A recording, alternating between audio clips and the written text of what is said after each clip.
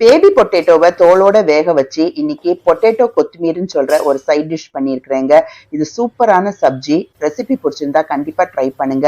கடாயில எண்ணெய் ஆட் பண்ண பிறகு நான் சீரகத்தை 1 டீஸ்பூன் பொரிய விடுறேன். வேக வச்ச பேபி பொட்டேட்டோவை இன்னைக்கு நான் கட் பண்ணி தான் ஆட் பண்றேங்க. இது சூப்பரா இருக்கும். இந்த பேபி பொட்டேட்டோ உங்களுக்கு டேஸ்ட் ரொம்ப நல்லா இருக்குங்க. சாதாரணமா உள்ள உருளைக்கிழங்குல கூட நீங்க வச்சீங்கன்னா நல்லா இருக்கும். இன்னைக்கு நிறைய கொத்தமல்லி இலைகள், சின்ன துண்டு இஞ்சி, 2 பச்சை மிளகாவை நல்ல ஒரு கொரகொரப்பா நான் அரைச்சிட்டேன். கொஞ்சம் தண்ணி ஆட் பண்ணி கொஞ்சம் நீங்க அரைச்சிக்கோங்க. அந்த விழுதை தான் நான் சேர்த்து எல்லாத்தையும் நான் கிளறி விடுறேங்க. தீயை கொஞ்சம் மீடியம் டு மாடரேட் ஃப்ளேம்ல நீங்க வைங்க, இல்லாட்டி உங்களுக்கு அடி பிடிக்கும்.